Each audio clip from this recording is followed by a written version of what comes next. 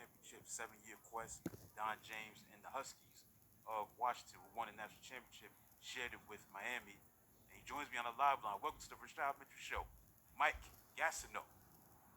Rashad, thank you very much. Thanks for having me. It's great to be here, and that sounds like a long list of accomplishments of a guy who must be getting old if you're listing all that many things on your own. Yeah, man, I had to bring that up. You're more just an author. You were an icon in Seattle, Washington market, so I had to bring that up. So thanks for coming on. Okay, first question: with this book that you have out, what made you want to put this book together? I moved to Seattle in June of 1991 and began working at KJR, and we were in the process. They were in the process of turning it to an all sports talk radio station, which was still a pretty new concept in 1991. And so I got here in June of 91, and the Huskies that year, they're the first thing I really remember about Seattle, covering them. And you know what it's like. Sometimes when you're covering sports or talking about sports, there are things that happen and you don't realize what's happening until afterwards. But when it's true greatness, when you're watching greatness, I think I've always had the ability to go, well, what I'm seeing right here is special. And I knew that 91 team. I got here in June. I start watching them in August. I'm like, these guys are really, really good. Not just championship good. They're one of the best ever, in my opinion at that time. And I still think that 30 years later. So I knew they were a compelling team. I knew they had an incredible amount of talent. They had a lot of great guys. Some teams are really good and they're not as, for lack of a better term, not as media friendly. You're just not good. Maybe they're not good at being interviewed, or they're shy, or whatever. This team had a ton of characters, a lot of guys who sought out the media and wanted to tell their story.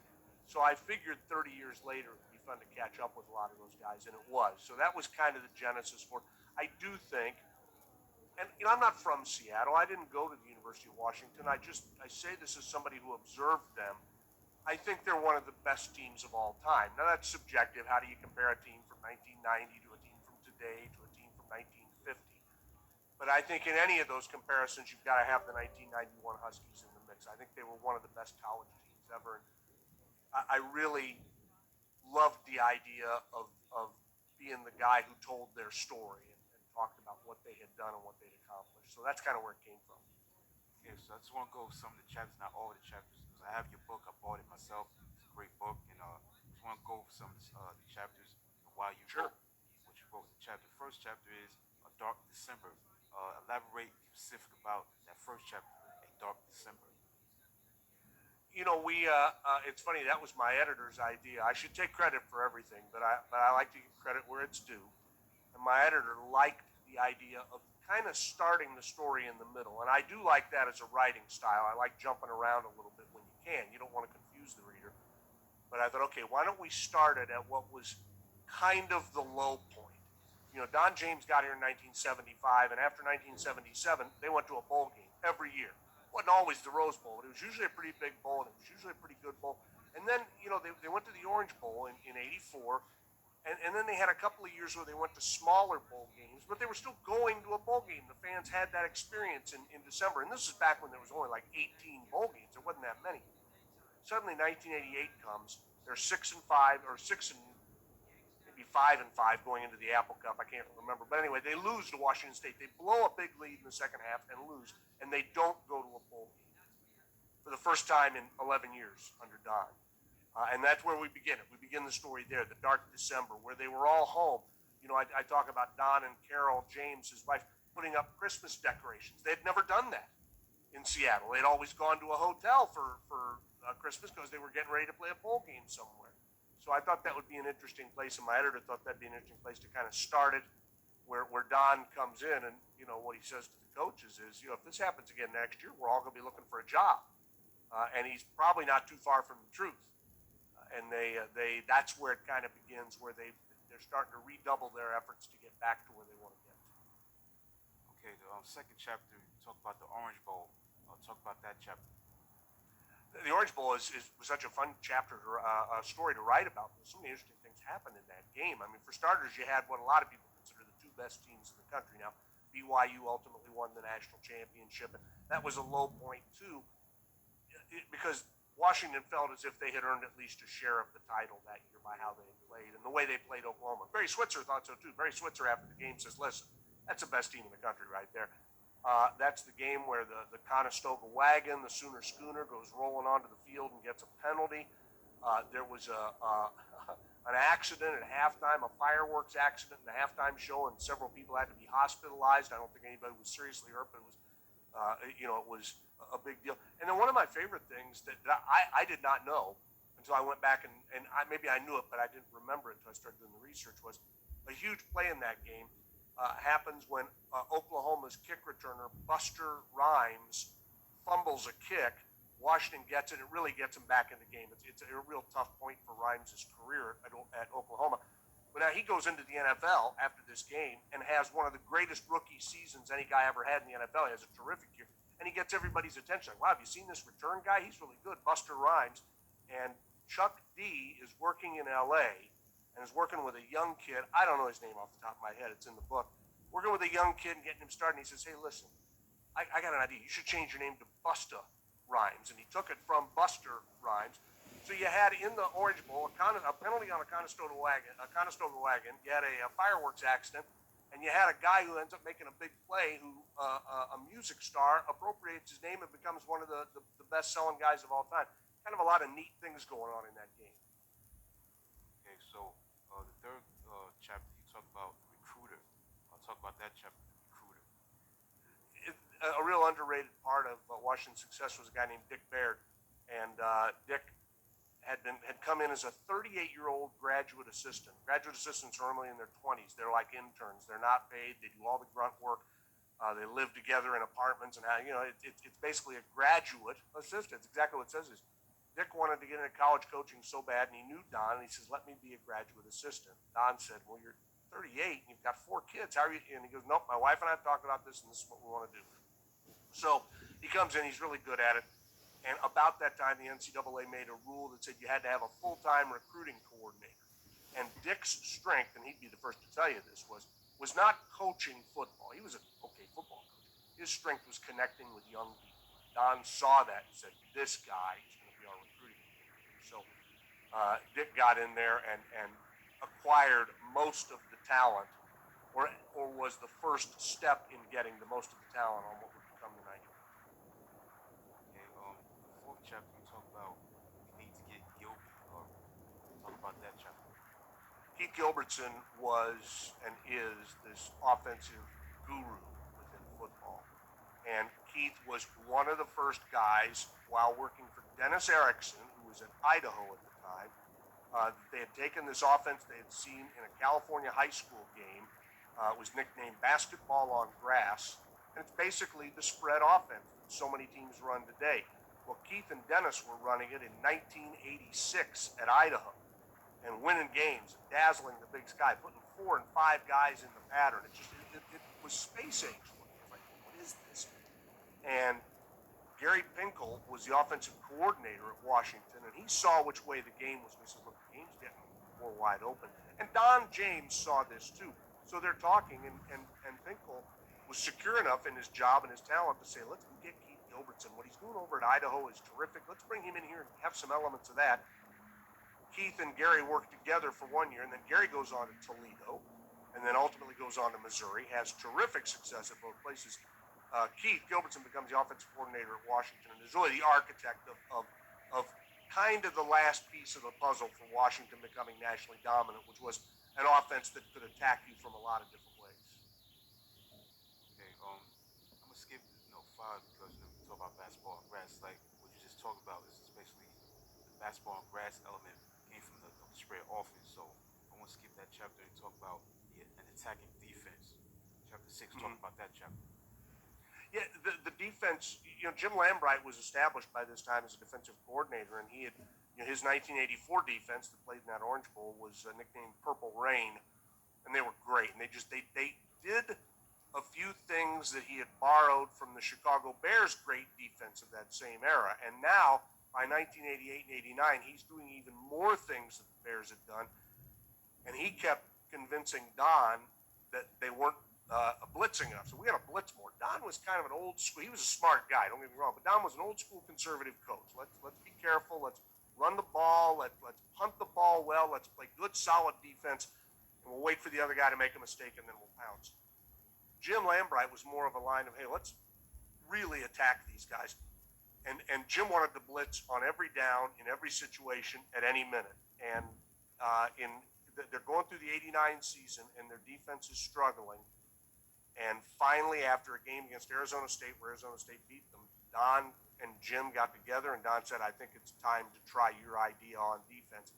And they told the players loved it, and they really flipped the switch. And in about week 8 of that season, or week 9, they went from being a defense that blitzed in normal blitz situations to a defense that blitzed every time they got the chance, and in any situation. You never knew. They got really good at disguising when they were going to do it. So that's kind of what the attacking defense is about. The next chapter, 1990, talk about that chapter. 1990 is a year they should have won the national championship. To be honest, they should have been playing for a second one in 1991. They get rolling in 90, and they're really good. They lose to Colorado early, but they're able to overcome that. And after a wild weekend in college football where they clinched the Pac-10, then the Pac-10, they clinched the Pac-10 championship. They're going to the Rose Bowl. 6 of the 8 top teams in the country lose on the same Saturday. So that Monday morning, the rankings come out. It's Notre Dame number 1, Washington number 2. And Notre Dame was playing the next week at Tennessee, so everybody assumes they're going to lose. Washington is playing at home against UCLA. UCLA is a very average team. Everybody assumes Washington's going to win, so the talk becomes, well, by next week, Washington will be number 1 in the country. And frankly, the players probably got a little fat on themselves that week, and they kind of took their eye off the ball, and UCLA came into Seattle, played a terrific game, had a good game plan, and shocked Washington.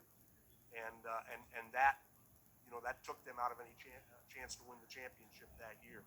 So the 90 team should have won the championship, and that kind of fuels then what happens in 1991. Okay, next chapter we talk about winter, spring, and disaster. Talk about that chapter. Yeah, the winter workouts and then into spring football, and the coaches talked about our biggest challenge in 1991 was going to be convincing a group of really great players that they could get better. And they did that by really stoking the fire in practice, really getting after guys, really hounding them to give their best and all that. And they were doing a drill late in the practice in April in spring ball, and it just got heated. Players are colliding, and the coaches love it. They love to see all this work. And 2 of the players got a little carried away, and they hit Mark Brunell, the quarterback, and he wasn't supposed to be touched. It was in a drill where he wasn't supposed to be touched, but they just couldn't pull up, and they hit him and fell on him and injured his knee, severe knee injury. Here's the Rose Bowl MVP, Heisman candidate, terrific quarterback, the guy around whom they built their drive for the title, and he's out for 6 months. He's not going to be able to play until November. That's the disaster part of it. And the backup was a young kid named Billy Joe Hobart, who everybody liked because he was a little bit like Joe Namath. He just had this really fun attitude towards things. He had a great arm, and he was good, but nobody knew if he was any good. He hadn't played much, and people were like, he's a little immature. He does some silly things. Nobody knew how he was going to be. And him stepping into Brunell's shoes and being sensational is as big a reason as any as to why they won the championship. In the next chapter, interesting chapter, we talk about not bad for a 60-point underdog. Talk about that chapter. They opened the season against Stanford. It was the first time ever that first time in many years that they had opened the year in a conference game, and it was at Stanford. And James was a little bit worried. He always had respect for his opponents, and I don't want to open on the road, open against a good team, and boy, this thing could get derailed right away.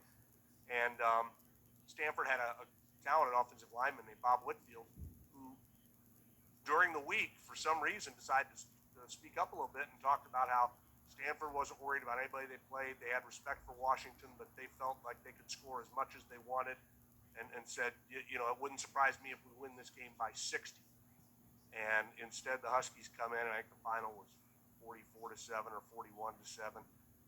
And after the game, it was Steve Entman's quote. That's not bad for a 60-point underdog. And that was kind of the Huskies saying, listen, man, we're actually pretty good. So So don't say anything. Don't give us any bulletin board material because we will use it and we will turn it against you. And they certainly did against Stanford that day. Next chapter, chapter 10, interesting. It talks about 91 FC delay. That's like a play call, something like that. Some play call, Yeah, talk about that. that chapter 10 was the most fun to write probably because it was the game that was the most fun that year. Is what I remember really well. They went out to Nebraska in week 2. And this is it. I mean, back in the day when the way things were set up, if you want to win the national championship, you had to win this game. Both teams knew it. Both teams considered themselves championship contenders, and they played a game for the ages. Nebraska dominated for the first 3 quarters, and then late in the third on a 4th and 8, James decides to go for it. That's the play they call. It works. It gets them some momentum for the first time all night, and they come roaring back and win the game. There's just so many great stories about that game. And both teams, both teams had a lot of future NFL stars. Nebraska played well for 3 quarters. Washington played great for the final quarter and beat them. And Washington was already pretty confident that they were really good. But I think that when they came out of Lincoln that night, they knew, and the coaches certainly knew at this point, okay, we got a real shot now. We got to keep these guys on track and keep them improving, because if we can win this game when we were struggling for 3 quarters and we're at Lincoln and it's a tough place to play, if we can win this, we can win any game we play this year. And so that was a big moment for the team. Next chapter I want to get to, I'm going to skip the 11th chapter. The 12th chapter that's interesting is Mark Brunell and Billy Joe. You focus on those 2 quarterbacks. Talk about that chapter. Yeah, so we go back to April, and Brunell is injured, and he's going to be out for 6 months, so Billy Joe's the guy. Well, Brunell was a phenomenal guy at attacking his rehab, and they said, if he was told to do 3 things, he did 5. If he was told to do 5, he'd do 7. He wanted to get back. He knew it was going to be a special year, and by the end of September, he is back. But by now, Billy Joe has won at Stanford, and he's won at Nebraska, and the coaches kind of see how the players have reacted to him in practice. So they decide to stay with Billy Joe, and they tell Mark, you're going to be the backup. And they promise him, they said, we're going to get you into games. Don James always believed in playing 2 quarterbacks as much as he could. He felt, look, you're only as strong as your backup quarterback. You've got to get your backup quarterback reps. So they told Mark that. Mark could have chosen to react in a real negative way, and he didn't. He instead reacted in a very positive way and helped Billy Joe as much as he could and was ready whenever they called on him. And Mark's, we see now in the era of the transfer portal, and I have nothing against players being able to move. But, in that day and age, I'm not sure if Mark wouldn't have jumped into the transfer portal. Instead, he says, I'm going to be the backup, and I'm going to be the best backup I can be. His attitude is a huge reason why the situation worked. Because if he'd come back and kind of sniped at Billy Joe or tried to divide the locker room, which is all stuff that happens in college football, it would have thrown the whole thing off. Instead, he recognized the team had something special as Billy, and he chose to be. Mark was the son of a coach. He was going to make that decision, I think, regardless. But kudos to him for doing it that way. Okay, the next chapter we talk about close call at Cal. This is a big game between 2 top 10 teams. Cal versus Washington. Talk about that game. That chapter. That's probably the forgotten game, and it shouldn't be. It was. I said a minute ago the Nebraska game was the best game, and I loved the Nebraska game. The Cal game was spectacular, and Cal at the end of the game is throwing the ball in the end zone, trying to tie the game up. It was another one that was kind of a slugfest. Cal played really well. The Washington players all told me 30 years later that they never felt like they were in any danger at Cal. But I think that's what we see so often with great athletes, which is kind of for lack of a better word, they develop an arrogance toward things. I don't mean that as negative. It's almost a positive. Like, man, we weren't in any trouble there. We were going to win that. They were in trouble at Cal. They definitely had some things that could have screwed them up, but they didn't. Again, they found a way and they stayed steady. And find a way to win. Cal was very good that year. Cal went on and just destroyed Clemson in the Gator Bowl. Now, that's a good Cal team. And what Cal fans will tell you is, what if Sean Dawkins doesn't get injured? Sean Dawkins was wide receiver for Cal, goes on to a great NFL career, suffers a Charlie horse, and has to sit out the whole second half. what's that? What's the difference to having him out on the field? Might have been huge, might have been everything, but that's part of the deal. You got to overcome that stuff, and that was too much for him. Okay, next chapter you talk about you defense, we fence. Interesting concept on that chapter. Talk about elaborate on that chapter. Yeah, the U fence and the we fence was a story that Keith Gilbertson told me. Don James, from his roots, was a defensive coach. He'd come up as a defensive coach. He'd been a defensive coordinator. I think he was a coordinator of Michigan. He was a coordinator of Colorado. He was a defensive minded guy. Gilby was the offensive coordinator. Now Don had a defensive coordinator named Jim Lambright, and Jim and Don would talk about defense all the time. Don knew what the offense was doing, but he didn't pay as much attention to it. He kind of trusted Gilbertson and Gary Finkel to run the offense.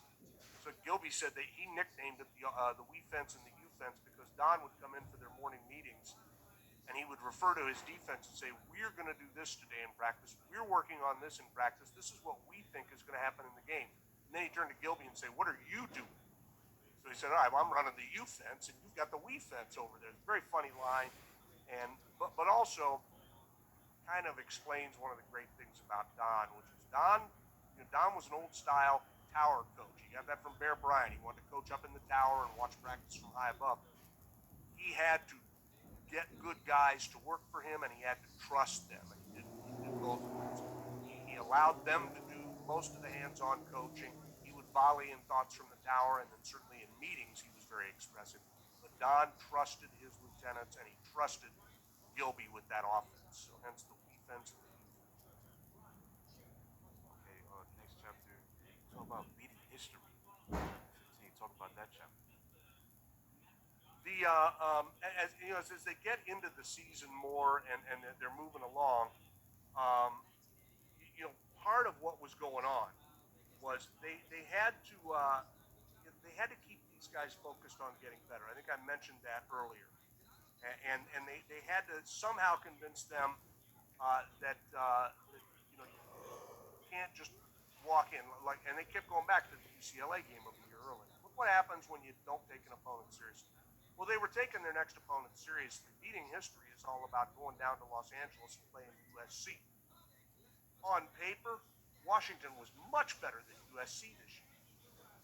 But no matter what, in the history of the Pac-8, the Pac-10, and the Pac-12, when you play at USC, you're playing history. You're playing in that old Coliseum. You're playing against the horse. You're playing against all the ghosts of the past. So it doesn't, USC has had great years and they've had not so great years, and they're really at a low ebb right now. But it's still hard to go in there. It's a sneaky place to play. And they went into USC. This was the game that probably worried James the most because he knew, and he had not had great success in Los Angeles against USC. They go in, they don't play their best game, but they win, and they kind of dominate. Even I think they scored like 14-0 or 10, but they kind of dominated USC that day. USC didn't do a whole lot, but they hung around all day. But in the end, and this is also the game where they kind of start focusing on what's going to happen. How they all know that they're getting close to getting to history. So that's what beating history was all about. In the next chapter, you talk about hungrier than ever. Talk about that chapter. Hungrier than ever refers to them um, wanting to get back to the Rose Bowl, which they do by beating Oregon State, but not celebrating it at all. The year before, they had beaten Arizona. They had celebrated going back to the Rose Bowl, their parties, and then they lose to UCLA the next year. They beat Oregon State. They're going to the Rose Bowl. There was hardly a reaction in the locker room. They didn't want anybody from Pasadena to present them with the official invitation, which was a tradition back then. And instead, they just said, "No, we got to get ready for Washington State. The Rose Bowl means nothing. We've got to go beat Washington State. Then we can focus on the Rose Bowl." So that's what hungrier than ever referred to. That was that team's motto that year too. And so I thought you guys could put that into the book. Chapter 18, you talk about the weak link. Discuss about that chapter, the weak link. The weak link was a phrase used by Bob Greasy in one of the games. Bob was an ABC TV analyst, former Dolphins quarterback, of course. His son is on Monday Night Football now. Bob was Keith Jackson's analyst, and he was talking about Washington's team and how strong they were. And he said, and he didn't mean this as a negative, and the guy it was aimed at didn't take it as a negative, but it was funny. Everybody had a lot of fun with it. He referred to Billy Joe Hobart as the weak link. And he said, and the reason I say that is because he's a sophomore, he's still kind of inexperienced. Their defense is loaded with veterans. The rest of their offense is loaded with veterans. If they have a weak link, it's probably a quarterback. And Billy said, hey, he's a quarterback. He knows. I don't take any offense to that. But one of Billy's friends immediately got bumper stickers made up that said the weak link. And the players, of course, Billy Joe's teammate just hammered him. Just really had a lot of fun at his expense. You're the weak link. It became a little rallying cry for them, but it was not meant to be an insult by Bob Greasy, and it wasn't taken as such by Billy Joe. It was taken, I think, in the spirit that it was. Billy Joe said, "If I'm the weak link, we're in pretty good shape," and he was absolutely right. Next chapter, talk about We Fear No Man. Talk about that chapter. Yeah, that's in a Rose Bowl a meeting a few nights before the Rose Bowl, and the defensive coaches had put together a sizzle reel, if you will, a highlight reel of Desmond Howard of Michigan, Heisman Trophy winner. And they told the defensive guys, said, listen, you need to know what we're dealing with. We can talk bravado all we want. This guy's really good, and here's how good he is. So they showed about a 5-minute video of how all the stuff he had done his senior year at Michigan. And it was meant to focus the defense. Say, look, this is what you're dealing with. Don't take this guy lightly. And they turned the lights up, and before Lambright can start speaking, Dana Hall, the great secondary player, the cornerback, says, Coach, we fear no man. And that had been another phrase they had used before, and the players all started kind of howling and going, yeah, and it was kind of their way of telling the coaches, we know he's good, but we didn't get here by being intimidated or scared of anybody. We fear no man. And the second I heard that story, I knew I had a title for the book. All right. Next chapter, the purple shirt fruit. What about that chapter? Yeah, that's a phrase Keith Gilbertson used, and I thought it'd be a good title for the Rose Bowl. They really did put the purple shirt hurt on Michigan. And Michigan was a good team. Michigan had a lot of really good players, guys that would go on to play on Sunday, and Michigan would come back and win the Rose Bowl over Washington the very next year. So, I mean, this was not a bad team. Washington just dominated. Took most of the first half to get going, but the game was never really in doubt. Steve Entman, who was such a bell cow for this team, he was dominant that day, and Billy Joe had a pretty good day, and their tight ends all had good days. Just everything worked for them. The game was never in doubt. It was 34-14 was the final. It could have been 41 or maybe 48. They were really dominant. Next chapter, champions, obviously. They won the share of the national championship with Miami Hurricanes at that time. Talk about that chapter, them being national champions. We tell the story, and again, people might not remember this, or if they do, and there was something about it that was kind of fun. I prefer a playoff. I like the cut and dried nature of a playoff. But it used to be that Miami goes into the Orange Bowl, they beat Nebraska, they're 12-0. Washington's in the Rose Bowl, they beat Michigan, they're 12-0. Okay, everybody, go to bed. And tomorrow morning we'll announce the votes. So everybody had to, Washington was convinced they were going to win at least a share of the title, and I think Miami was too, but nobody knew until about 7 o'clock the next morning. And that's kind of what that chapter's about is the unbelievable anxiousness of waiting to hear. You've done everything you can do. Imagine that if for some reason they were like a sporting event where, okay, we're all done, now we're going to wait 12 hours to tell you who the actual champion is. That's what that was about, was kind of going through that and waiting on that. And next chapter, team perfection. Talk about that chapter. Team perfection was a phrase that a writer named Don Borst had coined for this team. And I just kind of talk about them in the scheme of history. And as I said off the top, it's hard to, how do you compare teams in different eras? It's awfully difficult to do.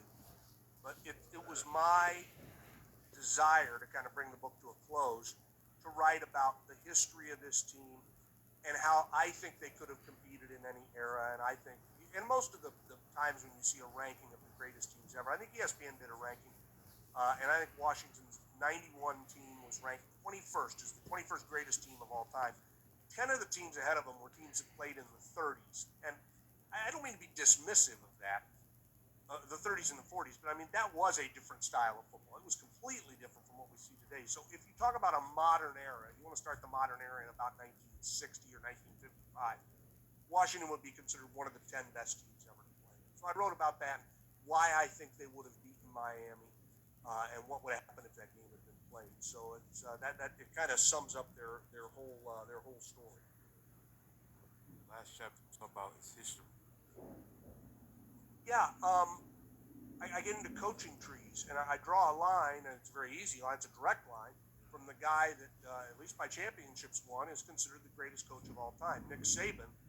Well, Nick played for Don James at Kent State when Don was the coach at Kent State in the early 70s. And Nick, as he writes in the foreword for the book, got done with football and wanted to move back to West Virginia. He had a business degree. His dad had been in the automobile business, and Nick saw himself as going in, getting control of these dealerships, and he's going to be a successful businessman and own car dealerships and make a lot of money, and that's going to be his life, and it's going to be great. And Don says to him, listen, Don thought Nick was as smart a guy as he'd ever coached. Just got what they were doing and understood what they were doing, why they were doing it. And so he says, look, I think you should give coaching a try. Do a graduate assistant thing for a year. Your fiance has got a year left in her schooling. Let her stay here. Let's get her graduated. You do a year with me, see if you like it. And at the end of the year, if you don't like it, you can go get in the automobile business, and you and Terry can go get married and have a great life. And as Nick says, it was the best decision he ever had to be talked into. I mean, all these years later, he's considered the greatest, at least one of the greatest. I think the greatest ever. And all happened because Don James kind of recognized something. So that the coaching tree thing that kind of winds through college football really impacted both of these guys because they both worked for a lot of legendary. Okay, so you said that Washington would beat Miami. If you simulate that game, they play each other on the neutral field. What would be the final score if Miami played Washington at that time in 1992, like in January of that 91 season? Yeah, great question. How I see the game unfold, and maybe the best thing to do is go to the late Dick Tomey. Dick, great coach at Arizona for all these years. He played both teams. Arizona played Miami, and they played Washington that same year in '91. He says Washington would have won a close game. He believes it would have been close. Don James always believed it would have been a close game, and Dennis Erickson, who was kind enough to talk to me for the book, he thinks it would have been close. Not surprisingly, he thinks his guys would have won Miami. Look, it was two 12-0 teams. Any comparison you make can be countered with a different one. I think Washington would have won. I'm not sure how close I think it would have been. I don't think it would have been a blowout. But Washington was really good at pressuring the quarterback. Miami was not great at protecting Gino Torretta. Gino was a lot of things. A future Heisman Trophy winner, and he had a rocket for an arm. But he wasn't real mobile. I think Washington would have gotten a lot of pressure on Gino Torretta. Miami was not great at stopping the run. Washington was a really good running team. Miami had given up tons of yards. They gave up their last game of the year. They gave up 200 and some odd yards to San Diego State. Now, to be fair to Miami, San Diego State had a young kid named Marshall Faulk running for him that year, and he had a pretty good day. But the point being, they had trouble stopping the run. Washington was really good at running the football. And Miami, and as much as they had made this an emphasis in 1991 that they weren't good at, Miami was Miami, man. They were loud, and they were brash, and they were in your face, and they therefore had a lot of 15-yard penalties, unsportsmanlike conduct penalties, and especially in the last 3 games of the year, they seem to really kind of get their legs under them, and they start doing this. Washington was not a pure team by any stretch of the imagination. Most good teams do push the envelope and do get penalties occasionally. But Miami had almost twice as many penalties called per game as Washington. And in a championship level game, that might make a difference too.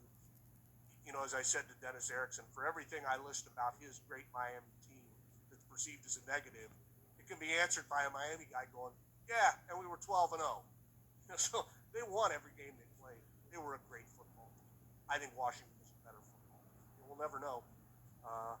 Billy Joe Hobart gave you a great quote in the book. He said, man, if I had one more game I could play, even today, it'd be Miami. I mean, the players involved on both sides have always said that they'd have loved to have played that game. Okay, so where can people find your book, and where can they contact you, to find your book, stuff like that? Give information about where you can find your book. Yeah, it's available. If you do a Fear No Man and my name, Mike Gastineau, if you do a search, you'll find a couple of different links to stores. It's available through Amazon, which is probably the easiest way for most people to get it. You can get it off the Amazon site. It's available anywhere you get books. If you go into a bookstore, they'll be able to find it and order it for you. And it's obviously a book. I really I did a good job, I believe, in not writing this as a cheerleader book. If you pick it up, it's not dripping with purple and gold Washington love. Now, I did love that team, and I do write about them. But I think any football fan would enjoy reading this and enjoy getting a chance to learn about this team because they are one of the best teams ever. There's no argument about that. I don't know if it's best, but they're right in there. And in Steve Entman, they had one of the greatest players ever. And Billy Joe Hobart, they had a quarterback who in his college career was 16 and 0 as a starter. And they had Don James, who is in some ways, because he coached up here in Seattle a little off the beaten path, he's a very underrated coach. He had the one national championship. I talked to Nick Saban about this. Nick's got what, 7 or 8 now. And I said in every season there's 1 or 2 games where you have to get a little lucky to keep the run going. And Nick said, you're absolutely right. We win championships. We win them because we had 1 or 2. And Don had that opposite side of it. He had 3 or 4 other seasons where 1 or 2 plays in one game prevented him from having a chance to win a championship. So he could have very easily had 2 or 3 or maybe even 4 titles, but he had one. That's how it goes. And I liked writing this because I knew Don really well, and he passed, 8 years ago now. I wanted to make sure his legacy. He doesn't need me to help his legacy, but I love talking about him and making sure people know about him. He sure was good at his job. Okay, man. Thanks for coming on the show, Mike Gastineau. It's been a pleasure. To you, best success with your book.